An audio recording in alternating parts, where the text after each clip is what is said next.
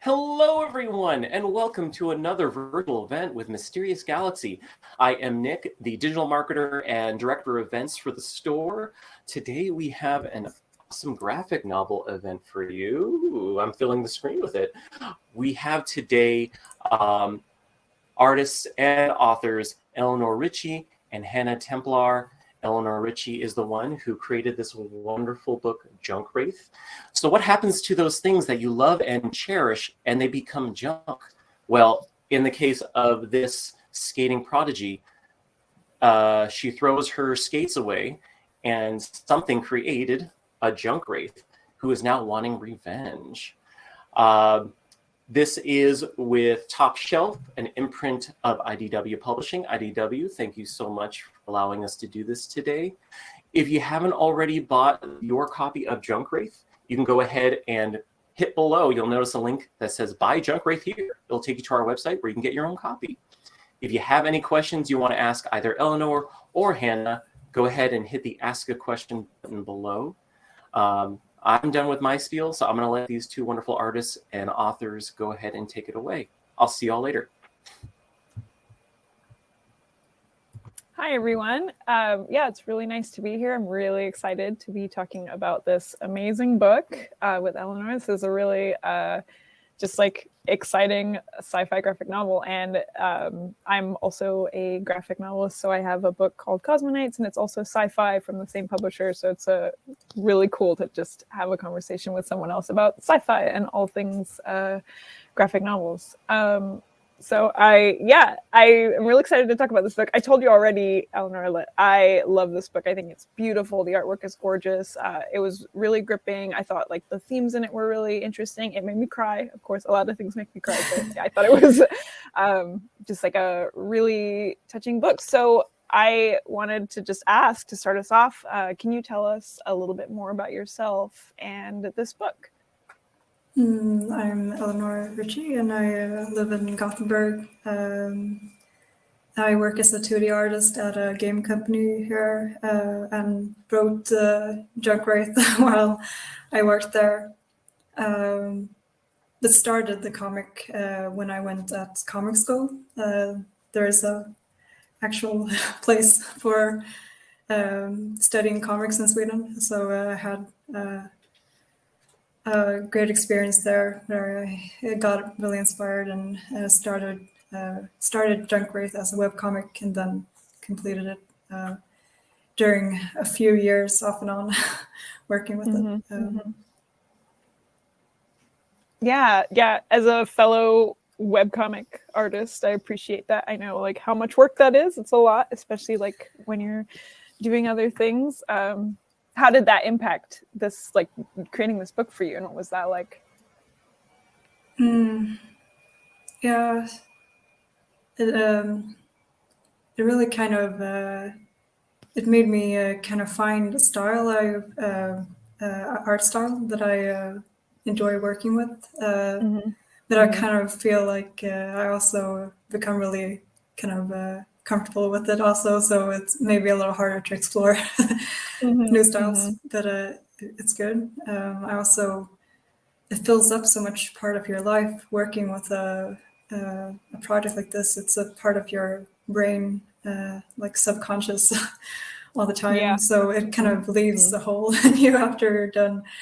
It's not so easy always to kind of let that space be just a space. Also, I can sometimes find myself restless, so kind of like, or kind of feeling guilty for not having anything to fill it up with. But it's been I really totally nice. Understand. Okay. Yeah. So that's probably not something that's probably really common, and it's but it's been good. I think I found like a way to relax also from it, and it's been I learned a lot of things during the way, like narrative expressions and stuff like that. Yeah, absolutely. Like just how much it means to kind of pace out a narrative, not to kind of make it breathe, to just give every like I'm thinking a scene can just be a panel, and then it turns out to be 5 panels instead, just to make it airy.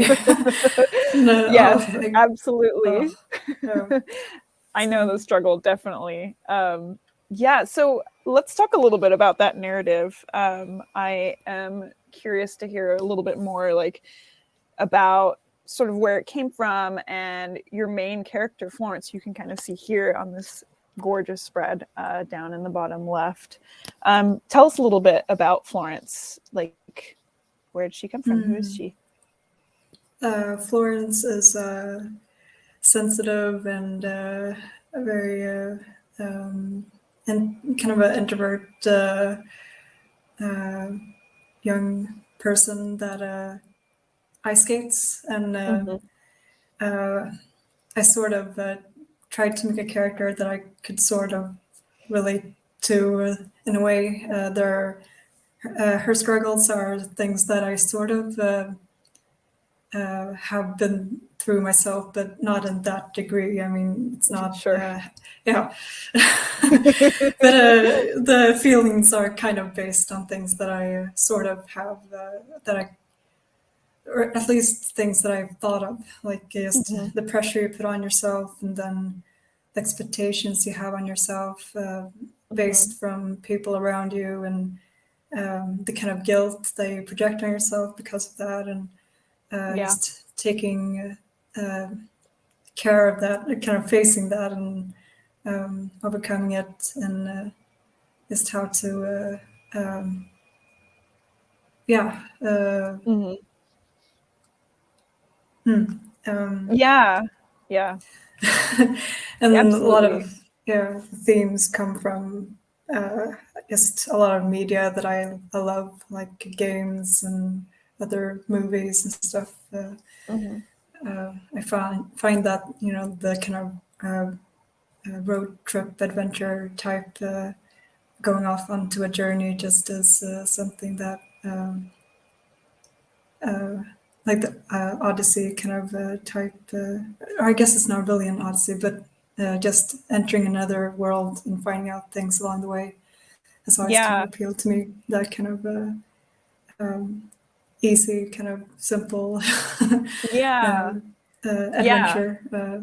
So I just wanted that as a kind of a framework, and then exploring themes that I find interesting. So. Yeah, definitely. Like you really feel that in this book. Like it is a very like epic, vast journey. And obviously like this is a really personal story too. So it's just a really interesting kind of like world to be exploring those themes in. And I loved the themes of like perfectionism and like being really hard on yourself, and like memories and all these different like components, and the way they kind of make us who they are, and like, or who we are, but also like there's sort of a separation between like perfectionism and not being too hard on ourselves, and like so many different themes that were, I thought, really, really powerful and very relatable as an artist. Like I know it's about ice skating, but really like all of those things I felt very much the same about, like with art. And, you know, again, going back to ice skating, I thought that was a really interesting sort of like central like set piece. What is your relationship with that? Because a lot of that felt very real. Like there were scenes where like the girls are talking about each other, and there's sort of rivalries, and there's a lot of details that make it feel very real. Where does that all come from? Yeah, I had a few friends when I grew up that ice skated, so I guess it's a lot of from those very good childhood friends that I would go watch. I would watch them skating and be kind of jealous of how good they were at skating, and just admire them, and just so it was this kind of seeing it from afar, and just taking in their hard work that they put into skating. And so I guess it always kind of stuck with me, that kind of perfectionism, that the kind of teamwork that they had to have in their synchronized skating team. And also like the hairstyle is kind of based on the kind of hairdo that they have when they did figure skating. So a lot of small details are from that. Yeah, absolutely. That's very interesting too, that it wasn't something you did personally. It was like something you were observing. Yeah. That's very interesting, because it does feel like even the idea of using the skates as like the sort of the thing that generates the Junkwraith is so interesting, because it seems like that would be like a very personal, meaningful object in a lot of ways, and like representing obviously like the larger obsessions of like this character. I thought that was really interesting. I love this spread. This is, you know, at the beginning of the book where we're kind of seeing Florence like in her element skating. And I just wanted to point out the UI elements on this right page here, I thought were so interesting, because it does bring you immediately into this sci-fi world where you're like, okay, this is sci-fi. I see this, like, I get it. Like, this is what it is. And they're so clever, like the way that you're doing them and the way that you're kind of using these little elements to convey so much information about the world building in just this one little thing here. Like suddenly we know like something is tracking her progress, and there's like all these different like pieces going into this. Like, how do you, or what sort of like inspired that? Like, how did the sci-fi setting come together with all these different elements? I remember like having a teacher tell me about when creating sort of a fictional world, have one foot in the kind of familiar and then one foot in the unfamiliar. So I kind of wanted the world itself to be kind of familiar, like the whole structure of or kind of the law the law of physics, or like how everything is most everything is kind of like our world, but then there will be elements, and the elements themselves that I chose to be sci-fi are like elements that I want to kind of bring out and kind of explore more, like and that's like the whole charm, I think, with sci-fi as a genre, that you can kind of pick out things that you want to like explore further down the line, sort of something that's enhanced, like the juju, like the little egg-shaped companion that Florence has. Which are so cute, by the way. They are so cute. Yeah, it was intentional how to make this cute AI. And it's sort of like an advanced smartphone, so it's something familiar in our society, but also kind of just one step further, where it's kind of an entity also, just to make it even more like a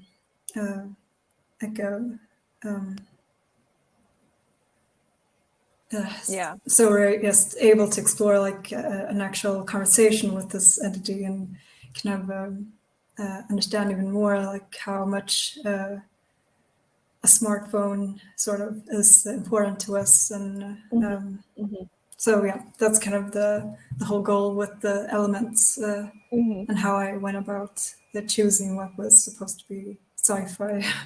Yeah. So yeah, I think you described it really well. Like, that's a really good way to put it. Like, thinking about like one foot in the familiar and one foot like in the unfamiliar. Like, that is exactly what you do here. There are parts of this world where it's like very identifiable. Again, like you're saying, like the idea of a smartphone or like a companion, like you really see that. But then these like jujus, these little like companions also have feelings, almost like there's this like really interesting blurring of the line between AI and then, you know, emotion that you've got going as well, which is really really cool. And I also wanted to say, when you were talking about, you know, again, having a world that you're familiar with and unfamiliar with, like Florence also experiences that in this book, right? As she's exploring, there are places that she presumably lives and is familiar with, but then, as you mentioned early on, like it is an adventure story. She does go places that are unfamiliar, and like,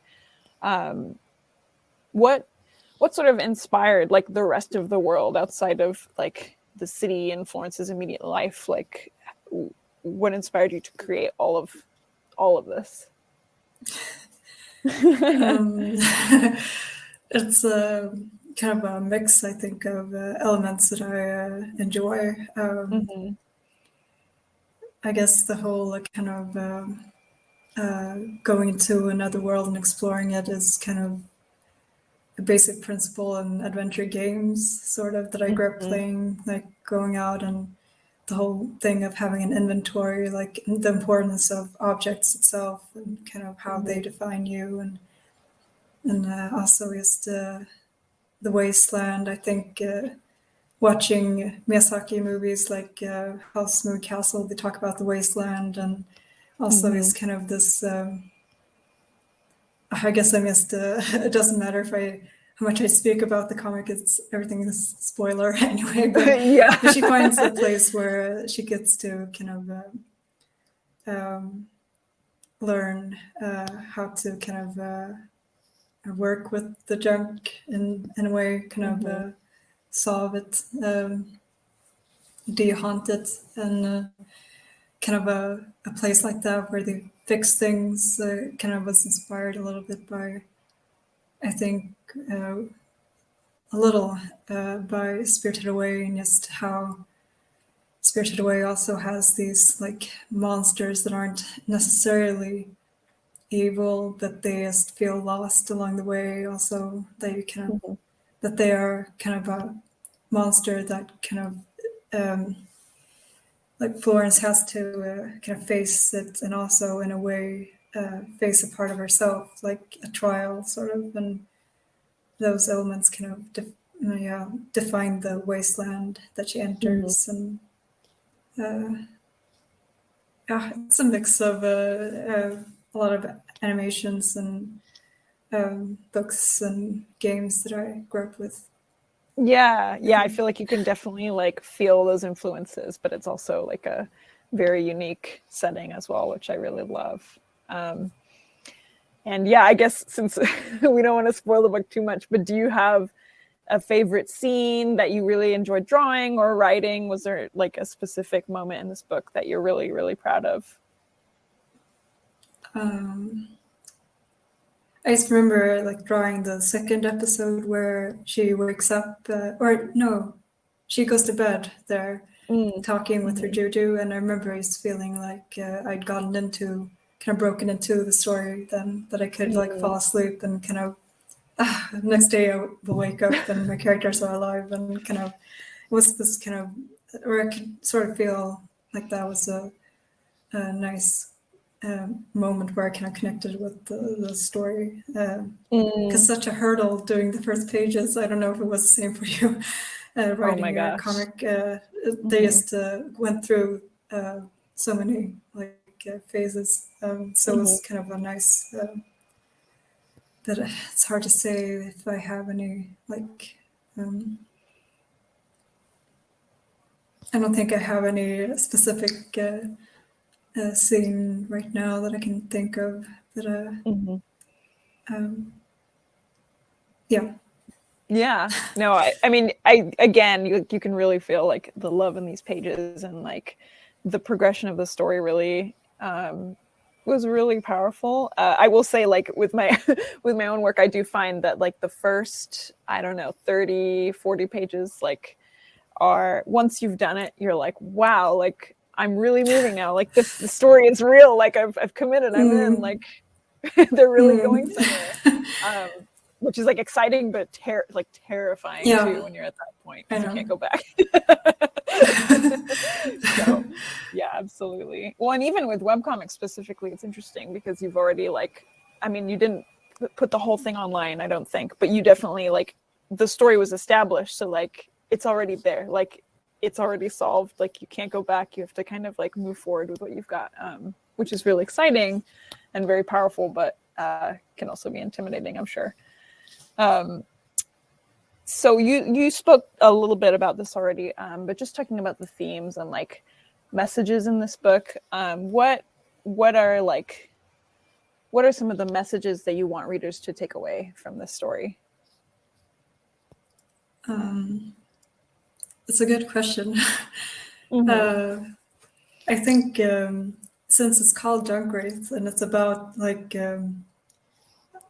not getting rid of something that might be important to you, or the whole idea of like junk coming back to haunt you. Yeah. I guess I wouldn't want the reader to kind of take it too literally, like everything that's junk isn't necessarily something you have to keep on to. Like consumable objects are they can be junk, they can be recycled. Also things that aren't like important to you in a way that like items or belongings that don't make you grow or don't define you or don't mean anything or are maybe something that weighs you down in a bad way. You don't have to keep on to that. So I guess that's something that I wouldn't want people to mix up or overthink in a way.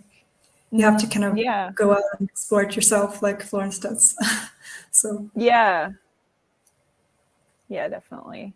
The journey she goes on is like obviously like a physical journey across this, sci-fi landscape, but then it is very much also sort of coming to terms with, again, like hanging on to like objects. And you mentioned the difference between like sentimental objects, consumable objects. Like there's all different objects, right? How do you decide like what to hang on to and what to get rid of, like both symbolically and then like literally?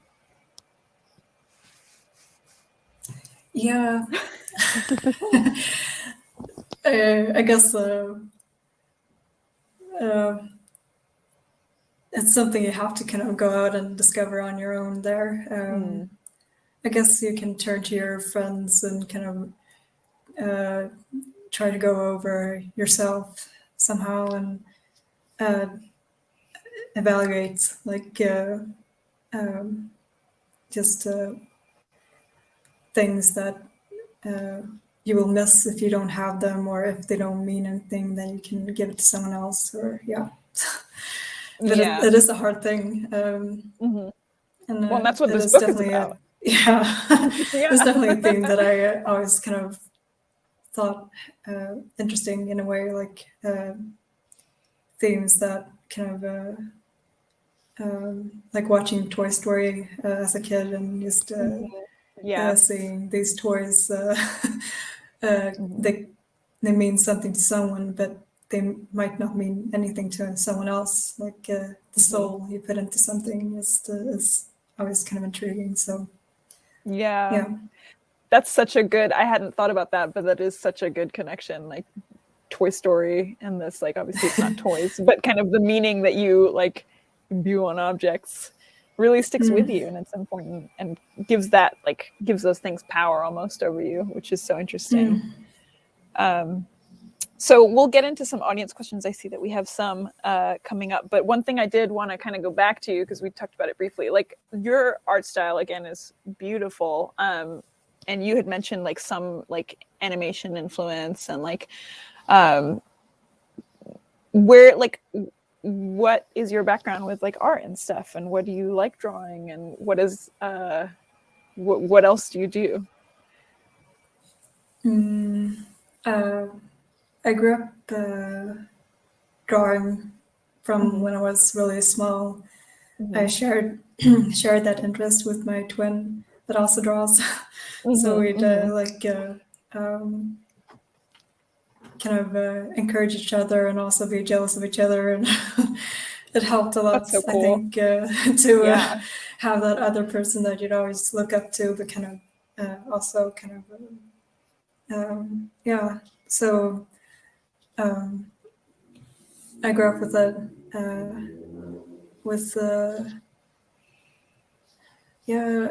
I always kind of drew a lot from my head. I've never been like super kind of impatient, so I never really kind of looked to learning the foundation of drawing, but more just immediately going for stylizing. I always found that it's interesting to stylize and kind of finding ways of simplify, because I just enjoy the way of making it more like into symbols in a way. Like if you stylize it, it becomes more like you can connect with the communicate and connect with the reader, or the one that consumes your media. In a way that you can't really with the hyper photorealistic images in a way. At least for like telling stories, I found that you could tell things in a very kind of different and symbolic way that leaves room for the kind of the one that consumes it also to fill in their own kind of their self in it. And I kind of stuck onto that, and I've been inspired by a lot of anime and manga also along the way, like Pokemon, Sailor Moon, and games, and also Harry Potter when I grew up. I think those are major inspirations that kind of that magical world and supernatural elements. I always kind of enjoyed that, and kind of this and also during comic school when I went there, I went to comic school after I tried working a little bit with games, but then I found I kind of lacked in storytelling skills and wanted to just go back and refine that, and until I was ready to go back to games. And there at comic school, I kind of met all these other great like students. And together we kind of got inspired by each other, I think. And I found out other artists like Guillaume Singeling. Yes. The French artist that kind of is inspired by manga also, and kind of understood that, wow, this is what I wanted to do and kind of had been trying to do. But then when I found him, I kind of just became even more kind of confident in what I wanted to do. I got more secure in my art there from comic school. Absolutely. And I loved what you were saying about stylization, because I think like obviously it's something you're very, very good at, but also so important in comics, because it's one thing to be able to draw super well. It's another thing to be able to tell a story. Like those are almost, I mean, they're connected skills, but they're almost completely different skills, right? And it's especially interesting for like a sci-fi graphic novel, because I come across this a lot in my own work too, where you're trying to convey a piece of technology or a really complex concept that maybe people aren't familiar with. And you have to do that not necessarily through making it looking the most realistic that it might look, but really like conveying the essential elements, which I think you do so well with, again, your user interfaces, like the juju. Like we don't see all the little electronics that make up this creature, but like you're conveying what it is like very, very succinctly. And I think that's so like very, very clever and very, very difficult to do. So it's very cool. You had mentioned some of your influences. Do you have any, this is kind of my last question before we go to the audience, but do you have any like stories, books, TV, games, like anything you would recommend for people who love your book or are interested in your book? I guess like theme wise, I mentioned Toy Story already. So I guess a little bit Toy Story, but it's not like if you haven't seen Toy Story. Watch Toy Story. It's been out a while, but still, it's really good. I guess Spinning. It's a comic by Tilly Walden. It's a really good autobiographical comic about even more focused, not sci-fi necessarily, but it's focused on skating, and it's really kind of a strong comic that I read after I'd finished JUNKWRAITH. I was like, Oh, well, really? this is Yeah. like, oh, this is Yeah. like a good compliment to if you feel you haven't got enough of ice skating, you can read that. And if you haven't Yeah. got enough sci-fi, I would say your comic is really good. So Thank you. Thank you very much. Cosmoknights is a great action adventure, really vibrant, like 80s vibe. Yeah, Yeah. definitely. Thank you. So, Thank you very much. yeah. So yeah, I think those. Cool. Cool. Great. Well, I'm going to look at some of these questions from the audience. Let's talk about them. Okay, here's a good one from, let's see. Okay, from Angelica. What's the biggest hurdle that you've had to overcome when you were writing or drawing your book, whether it's technical or not?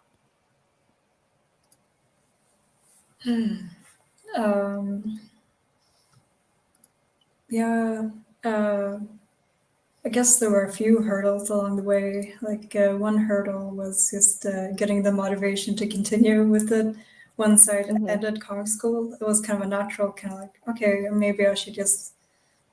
I wasn't sure. I'd done the first 2 episodes, two first episodes, and put them up online.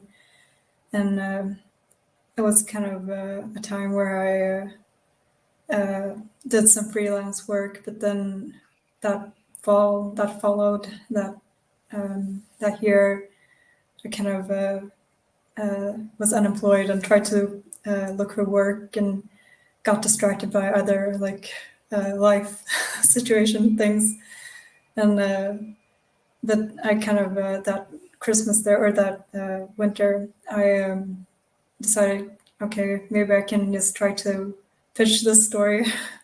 And I got the really great chance to be a part of Top Shelf there. So and then I got motivated to actually draw the rest, and then the hurdle was just kind of completing it. And I guess it was right in the middle of the comic at a point where Florence is inside a recovery cave. That scene was difficult because I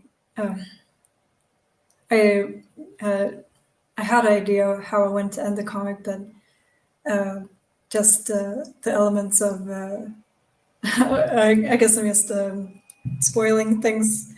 But Frank becomes haunted and everything, and I wanted that whole scene. I just came naturally when I decided to take away. I was thinking that there would be this other character that they'd meet and wanted to have a purpose, and then became haunted, but it just didn't really fill any purpose, or for the story, it didn't fill any purpose.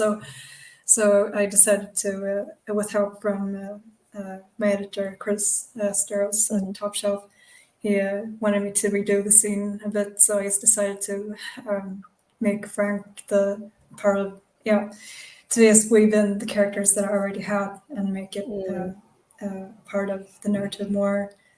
And it became a little bit stronger then. So it was a bit of a hurdle, that middle part, I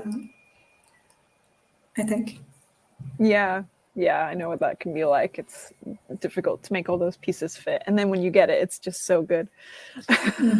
Yeah, it feels better. It does. Yeah, absolutely. Okay, another question. I love this question. This is my favorite question to get to because I love music. This is from Angelica as well. If you could pick a theme song for JUNKWRAITH, what would it be? Do you have one?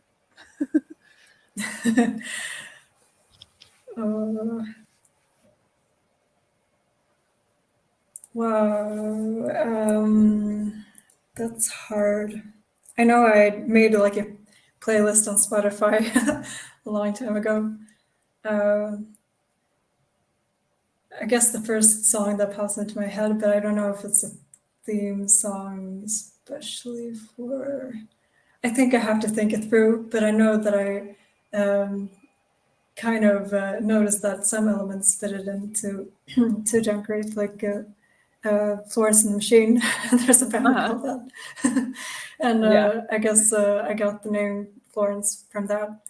And also she has a song, or the band has a song called Never Let Me Go. And I guess that I named the last episode in the comic that, and I guess that could be sort of like a theme song. That's a good one.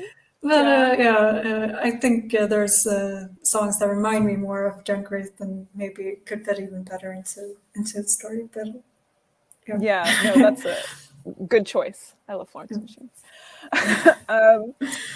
Okay, here's another great question. How long did you work on JUNKWRAITH from the moment you got your book deal till the final deadline? And what does your typical work day look like working on the book?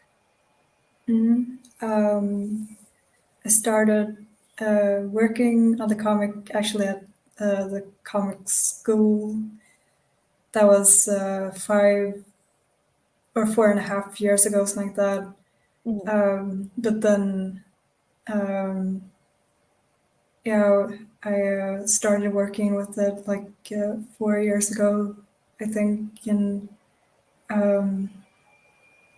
I worked with it while I was employed. I worked with it during evenings, like a few hours before I went to bed, and like a page each time.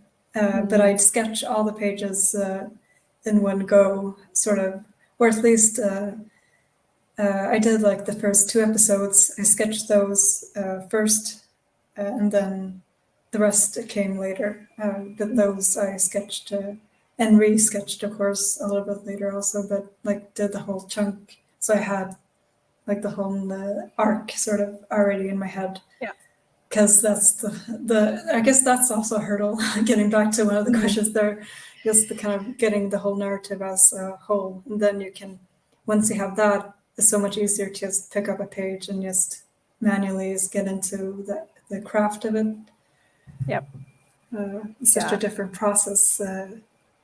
Being it's solving the narrative and then just actually executing it. It's a very different kind of mindset.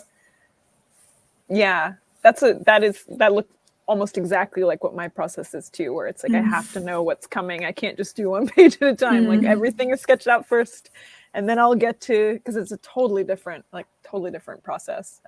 This is a question for me to follow up on that, because I'm just curious. When you were doing webcomic pages, were you doing things in chunks? Like, were you doing all the lines and then all the colors, or were you just doing like one at a time? You mean page by page, sort of? Yeah, page by page. Like, were you fully coloring each page as you put them out, or were you kind of doing a bunch of like inks and then a bunch of colors? Like, just curious. No, I did each page one by one. I think I needed that like change or that kind of motivation of you seeing it become finished, sort of. I didn't like the feeling of leaving it half finished behind. I guess in a way it would be more efficient to go on just inking, and then, because it would be, you get into a flow, sort of. Yeah. But also, I think I just needed that change of crafts, feeling of crafting. And that is something very unique with webcomics. Yeah, absolutely. Where you get that gratification of seeing it's finished. It's done like it's in the can. It's nice. Cool. And then, okay, here's another question. This might be spoilers, so it's okay if it doesn't get asked, but that's what they said. If you were in Florence's shoes, what would you do something differently on your journey? Wow. It's a good question. Yeah.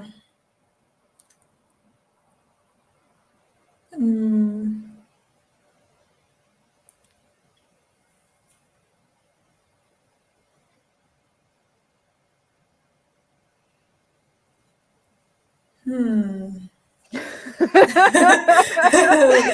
a really good question. I don't know. I think Florence is actually kind of a similar character to myself. I